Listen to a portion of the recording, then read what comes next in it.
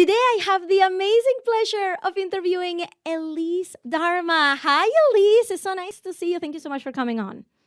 Hi, Ina. It's great to be here. I'm really excited to chat with you today about all things. Well, we'll see. We'll see what you have up your sleeve. Oh, yeah, we got some stuff. So before we get started, why don't you tell everybody really quickly, what is it that you do right now and who do you do it for? Good question. I am an Instagram educator and strategist for small business owners, and I help them make real sales from social media back to their coaching, services, or product-based business. And I specialize in helping people who are not Insta famous. So generally, my students have less than 1,000 followers, and they're able to make 5 figures or more, all from Instagram and social media platforms. Small audiences, you're speaking my language. That's all I talk about all day long is profitability of small audiences. So I love this already. I always like to go back way in the beginning to kind of get to know you better. So can you tell us where you grew up and what was a little Elise like growing up? I was born in Vancouver, Canada. So I grew up in the suburbs just outside of Vancouver. And I was one daughter with 3 brothers. So the only girl in my family. I grew up in a fairly conservative Christian family. And so there was a lot of tradition and a lot of stability and community and consistency, I would say, in terms of where we lived and my routine in life. And yeah, it was a great upbringing. It was a great childhood. My parents were young when they got together and had kids. So looking back, I can't believe they were 20 somethings with 4 kids. Now that I'm in my mid 30s, it's just hard to believe that they did that as young adults, and just how challenging that might have been. I'm speaking from experience today at 36, and I'm about to have my first baby. So I've done complete opposite. But I had a great upbringing with young parents who were fun, energetic, active. Our idea of a vacation would be taking the van and driving from BC to Alberta through the Rocky Mountains and visiting family. Like nothing too crazy, nothing too fancy, but it was always a good adventure. You had mentioned that your parents were pretty conservative and religious, but also they met in a Contiki tour themselves. So can you tell us a little bit like how do you reconcile that? Like a really fun-loving parents who were risk takers, like who's out there traveling the world? And before actually continue, can you please tell everybody what a Contiki tour is? Yes. Contiki is a travel company that started, I believe, in the 70s from a New Zealander who just rented a big like Volkswagen van and would drive around Europe. And then that became tours of Europe. And then when my parents took a Contiki tour in, I think it would have been 1982, I want to say, so the early 1980s, that's when they first met. So my dad is European, but he grew up in Australia. And then my mom's Canadian. So they met on this 6-week tour of Europe. And I don't know what happened on that trip. You know, like the classic Contiki perception is that it's basically a party trip, party bus. Mm-hmm. And they were both fairly, my dad came from like a strong Catholic upbringing. My mom had her Christian upbringing. So I'm not sure exactly what happened on that trip, but they met and they fell in love in those 6 weeks. And they were both really young. I think my mom was 17 and my dad was 20. And 6 months later, after that trip, my dad flew out to Canada to visit my mom for Christmas. And then he just didn't go back to Australia. He stayed and then they were married the following summer. So yeah, they met and were married within a year. And I like to say I'm a byproduct of Contiki. I went on my own Contiki trip. I worked for the company. Like I definitely had my Contiki obsession, which was a big part of it fueled a lot of my desire for travel, for sure. Knowing that my parents met on a Contiki and then I went on one, and then it just opened my whole world up to what was out there.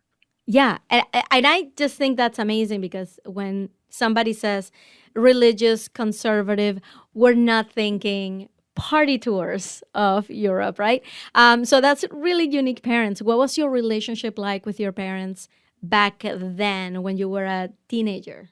When I was a teenager, I was really focused on being as good of a daughter, as good of a student as I could possibly be. I was really ambitious. I was like working from a really young age.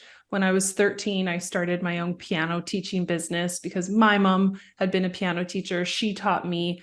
And I knew that when I got to a certain level of the Royal Conservatory of Music books that I was learning from, I knew that when I got to, I think it was grade 7 or grade 8 of Royal Conservatory, I could then teach beginners. So I started that when I was 13. Like I was just always ready to grow up. And then when I got to university, I kind of burned out actually. Like I went so hard in high school that once I got to university, it was a whole new system to learn. And I kind of started dropping out of classes and I started getting C's and I just felt like, wow, I'm wasting my time and money now. So that's when I knew I needed a break for sure.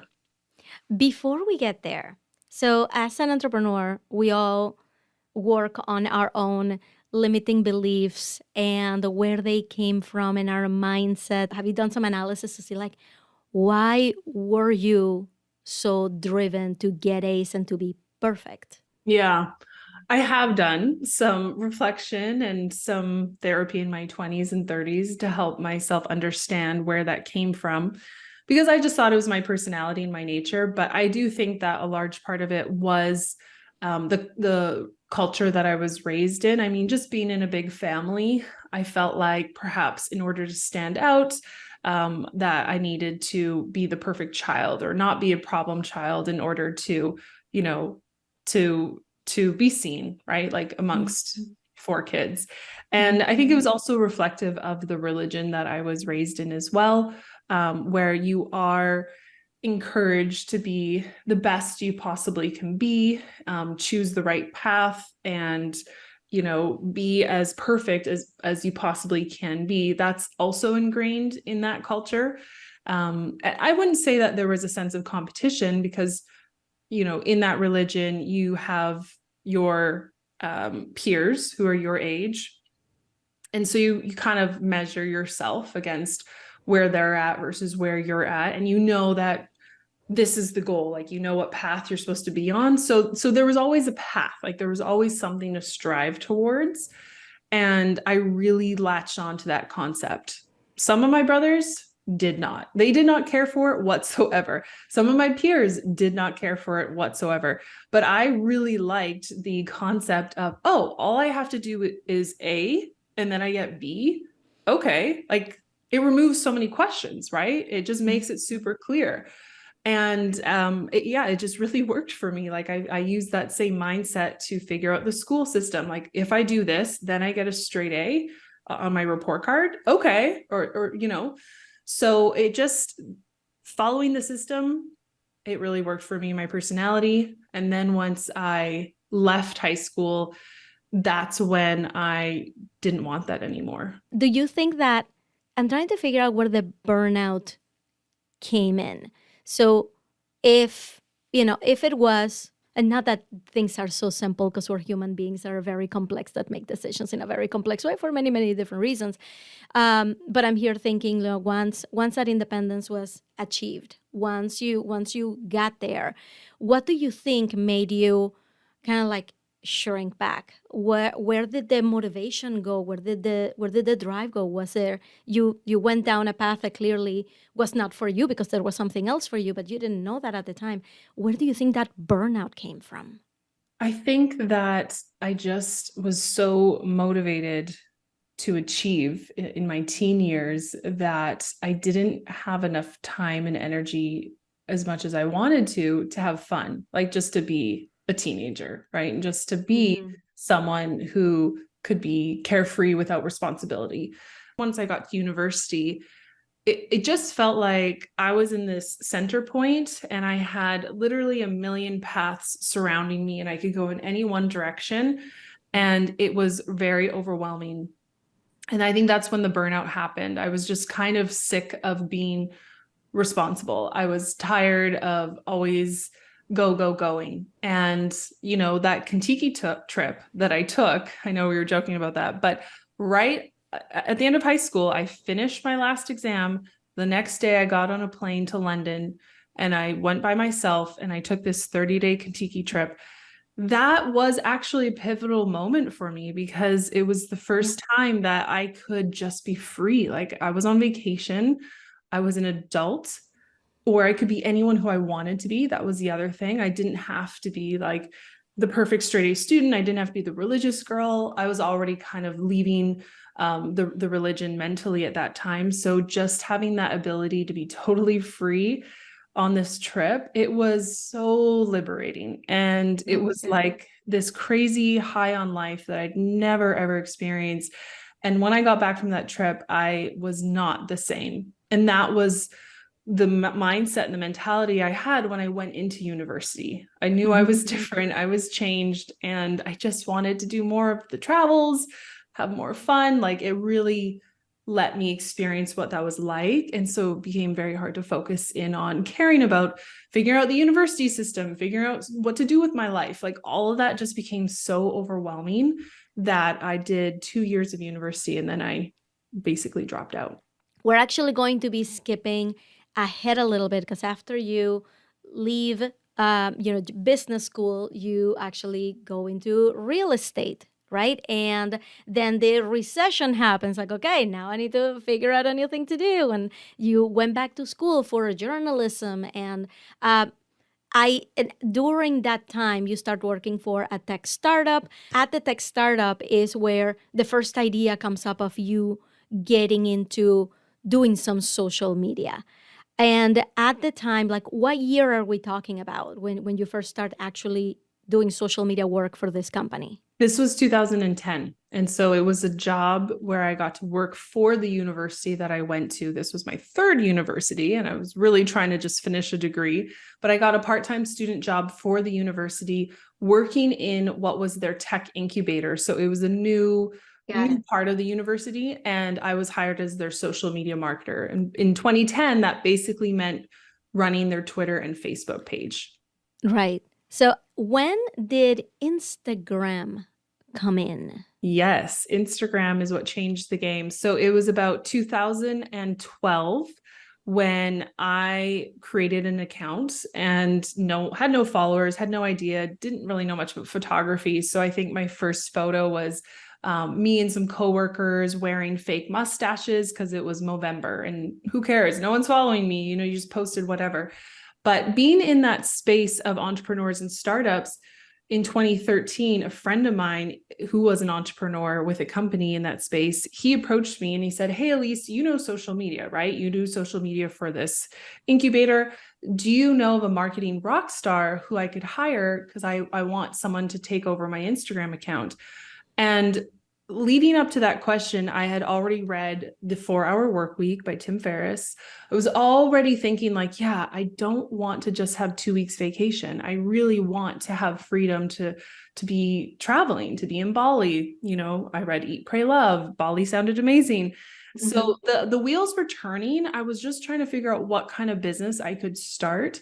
And when he asked me for a recommendation, that's when I realized, oh, I could say my name. And I told him, actually, I'm looking to take on clients, freelance on the side of my day job. And so a week later, we had a contract signed. I was hired to do social media marketing, especially running his Instagram account, because his company was a e-commerce clothing company targeted towards teenagers. So Instagram was the perfect platform for his company to be on, and was growing really fast because influencer marketing was really new then. So a big part of my job was reaching out to other teen influencers, sending them free product and having them wear the product and post it and promote it. So within 6 months, we hit 100,000 followers, and that really taught me the ropes of Instagram. I also was managing and creating his email newsletters and doing some website work and all that stuff. So just like doing a bunch of marketing related activities. But by taking on that first client, it opened up the door to taking on more clients. So for about 8 months, I was doing both my full-time day job and my clients. So I was working a couple nights a week as well as weekends in order to juggle it all. And I loved it. And then 8, 9 months into doing both jobs, a client asked for me to work for them 2 days a week. So I had to have quit my job in order to take them on. And then that was my fork in the road decision. So I ultimately did quit and took on this next client. So I had about 5 clients by the time I was running my business full time in 2014. And by then you're going around and traveling the world and doing your thing on your own. What do you think was the hardest thing about taking on that travel lifestyle with your business? It was unexpectedly lonely. I wasn't prepared for that by leaving the network that I had of my job. You know, my job was amazing because of my coworkers. And there was that sense of community every time I got to go into the office, and there were free snacks, free food, like a lot of perks. I wasn't expecting and I wasn't prepared for working alone at my dining table all day long and how tough that would be. How did you deal with that loneliness, and what decisions did you make in your business to try to mitigate that? Well, while I was traveling, I would look for co-working spaces. They were a pretty new concept then. This was 2014. So I would look for co-working spaces. Like in Bali, I worked from this place called Hubud with an H. And it was kind of like a big tree house for adults. It was really amazing. And I wasn't the most social person or outgoing person, but just by being around other people who were working, that was a good energy for me to be around. So yeah, I connected with people through co-working spaces. Some of them you can live and work in. So when you're living with people, you definitely get to know them as well. And I just had to kind of adjust, to be honest. I had to adjust to being the sole person running this business, the sole person being the point of contact for clients. It took me a while before I eventually hired a team member to help me, but those first couple of years, it was just all on me. Let's talk a little bit about that, because I know that there are coaches listening right now that feel like nobody else can do their job better than they can. And they're not going to go and pay somebody who has not proven that they can think the way they do. They can still handle everything on their own. What do they need to do, or what were the things that helped you realize that, you know what, hiring somebody is really the right way to go? Yeah, I really had to look at what were my clients paying me for, and what were the things that only I could do versus what's something that a skilled copywriter, for example, could do. And luckily, because I had worked on a marketing team in my day job, my prior day job, I had contacts of people who were graphic designers, copywriters. Some were marketers like me. So I just tapped into my network of people who had already worked with and trusted. So in that sense, it was less of a risk. It was less of a leap, but I made sure to hold on to the things that the clients needed me to do, like the client facing calls or the last reviews before the content went out to the clients. I didn't want the clients to feel there was a drop in quality because I was hiring. And in fact, a lot of them didn't even know that I hired a copywriter to write their blog post instead of me, because I was still heavily involved in the process. So that's how I dipped my toe into working with team members. And it was honestly the only way that I could scale beyond having 5 clients. For me to get to 7 and 8 clients, I needed that support. And the other thing to consider is the numbers have to make sense, right? So you are going to be hiring someone and paying someone, which means some of your revenue will go to them, which means less profit for you. So by hiring someone and having them take things off your plate, ideally that frees up your time so that you can then take on more clients to subsidize that revenue, but make even more of it than if you were to do it all on your own. So it is a bit of a math equation as well. Now, that was more like agency model. You're still, working, hours for dollars, like still doing things for clients. At which point did you start to really scale this to say, okay, how can I work even less and like remove homework from myself? When did that start to shift? It shifted 2 years into me running my own business. So in 2016, I thought, wow, this is amazing that I have location independence, but I really want financial independence. And when I looked at my business's revenue, I was proud to see that I was making as much, if not a little bit more, than my salary at my day job. So I think my day job was paying me something like 50,000 a year, and my business was making anywhere between 60 and 70,000 a year. And at that time, it was just me, right? So whatever I made basically went to me personally. But I noticed that my business was just making the same amount. And I thought, the glorious 100K, 6 figures a year, like, how do I get there? The answer I came up with was, I need more clients. That was my business model, right? I need more clients in order to hit 6 figures. And so I decided in 2016 to not hide on Instagram anymore. Before that, I was using my account as a way to spy on my clients' competitors for whatever reason. So I wasn't publicly promoting my personal name or brand as someone who does marketing services. I was staying incognito with my account so that I could check out what my clients' competitors were doing. But in 2016, I thought, no, I'm going to grow my personal account for the first time ever as proof, as portfolio piece to future clients, like, hey, I did this for myself. I can do this for you. So the summer of 2016, I took all my travel photos, my stories, I started sharing them and posting them consistently. And that summer, I collected over 30,000 followers, which was crazy. I didn't do it right, though. I didn't collect any email addresses. I had no idea who was following me. I was purely doing it for the vanity metrics to show clients like, hey, I can grow accounts. That was the vibe of 2016 in Instagram marketing. And when I finally thought to myself, there's something here, like there's people following me. I don't think they want my agency's marketing services. They want something else.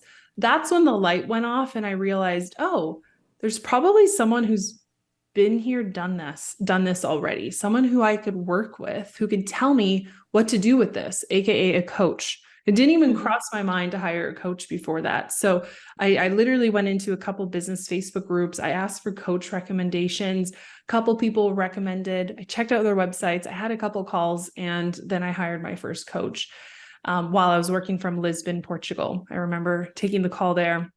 And I was so excited because this coach was going to help me start a personal brand. The coach could see that there was a second business opportunity separate from my agency. And so in our time together, I also knew I wanted to create a course. So the coach helped me launch my personal brand, EliseDarma.com, host webinars for the first time, all for free, not even really pitching anything initially, because I just wanted to understand who was following me. And then eventually I pitched coaching services that were all about starting your freelance business. And then as I continued to engage with my community, I realized that, yes, some of them wanted to be a digital nomad like me, but a lot of them just wanted to grow on Instagram. That was the overwhelming feedback. And so that's what led to me creating my first digital course in 2017. And then that is when we hit over 6 figures in revenue. Now, it's been 5 years since then. What has changed on Instagram, right? You were teaching back then like how to grow in 2016, 2017. How are those strategies different than what you would teach now? The strategies in 2016 were all about looking Instagram famous, having as many followers as possible, like having that popularity factor. In 2023, it's almost the exact opposite. Of course, people want to have followers and they want to have highly engaged posts, but I realized that for small business owners, their path to profitability on Instagram is different than someone who wants to be an influencer. Someone who wants to be an influencer to work with brands, for brands to sponsor them.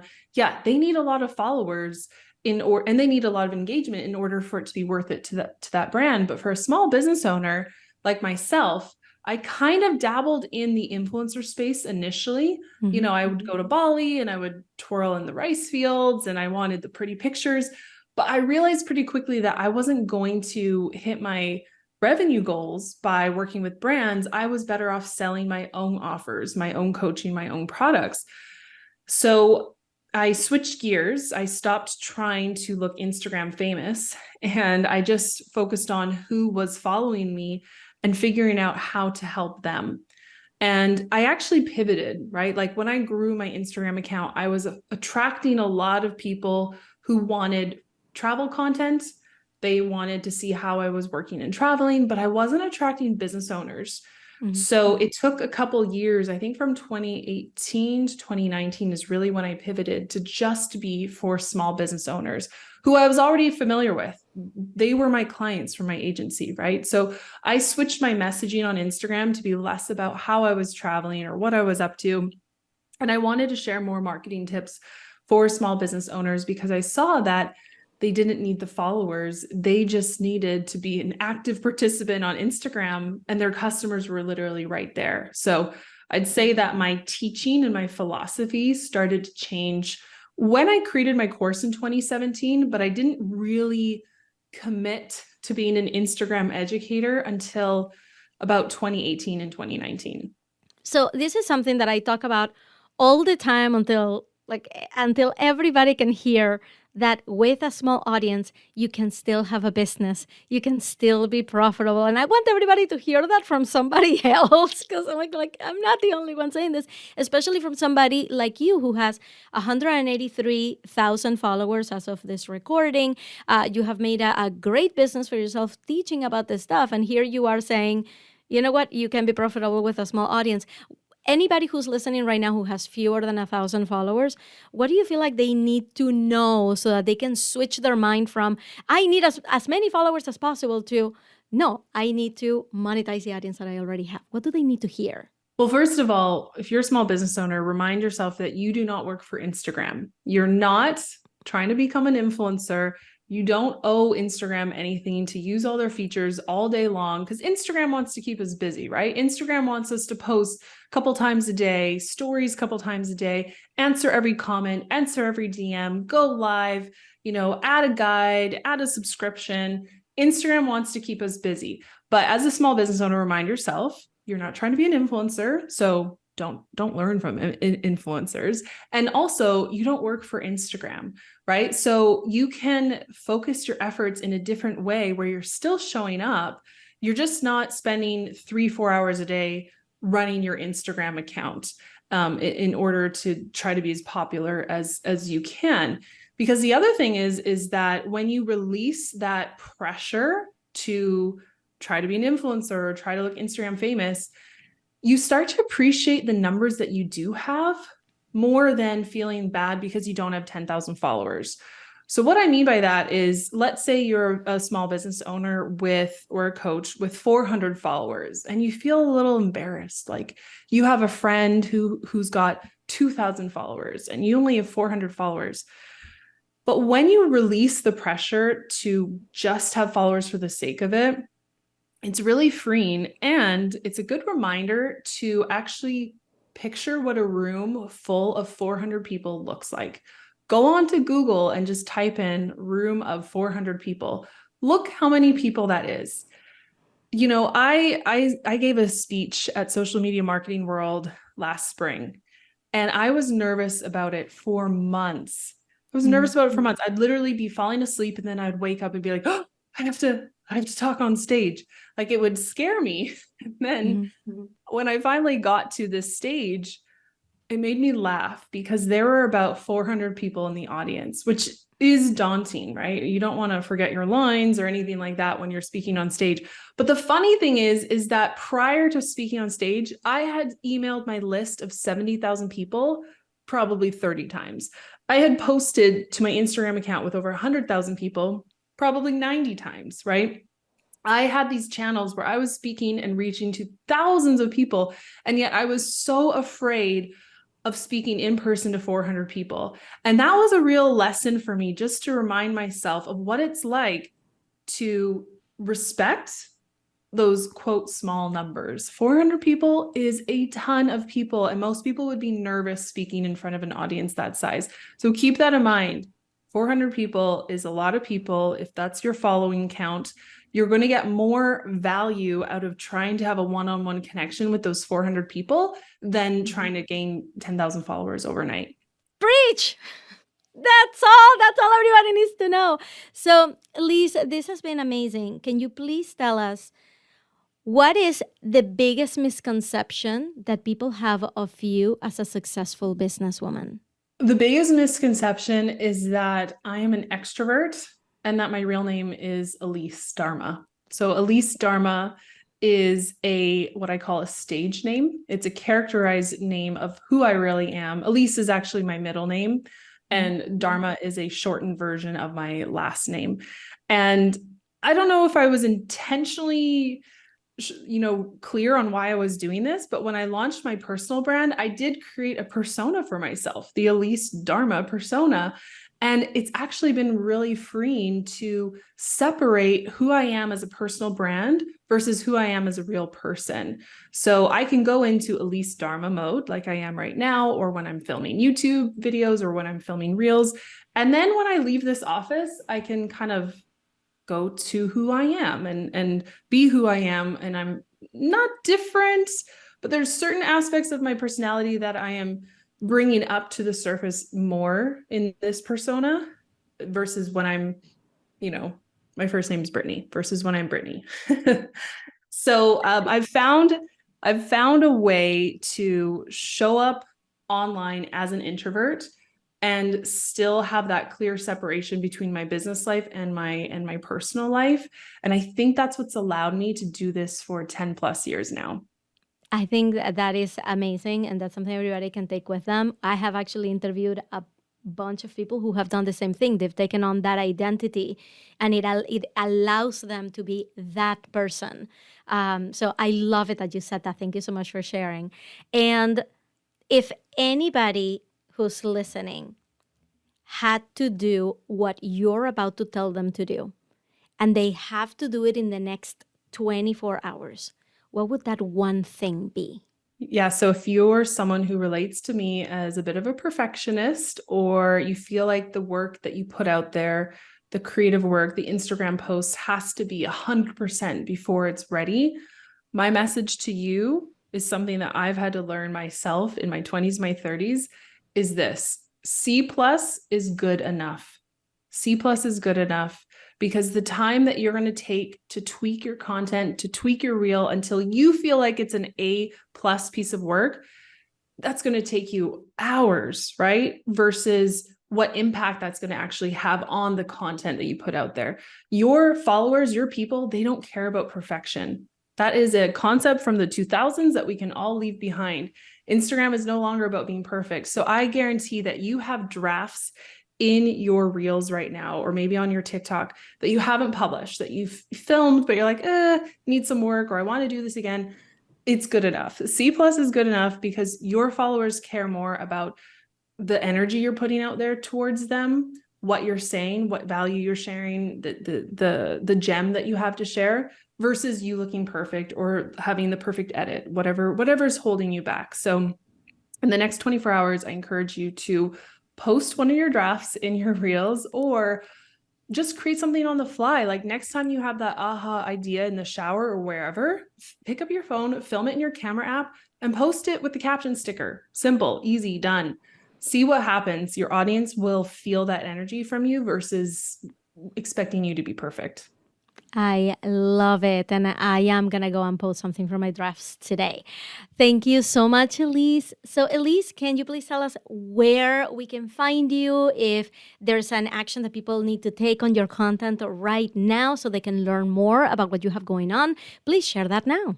Sure. Well, if you'd like some real ideas, if you need to get the ball rolling that actually are great for business owners, you can head to onvideo.co/calendar and you'll get some free real ideas in a calendar format right then and there. Of course, I'd love for you to say hi on Instagram at Elise Darma, Darma is my last name. And if you'd like to learn from me in terms of social media marketing, I've got a ton of tutorials and how-tos over on my YouTube account. So again, you can just search Elise Darma and you'll find my channel there. And we'll put all of those links below. Elise, Thank you so much for being with us today. Can't wait to check out all those resources. Really, it has been such a pleasure. Thank you. Thank you, Ina.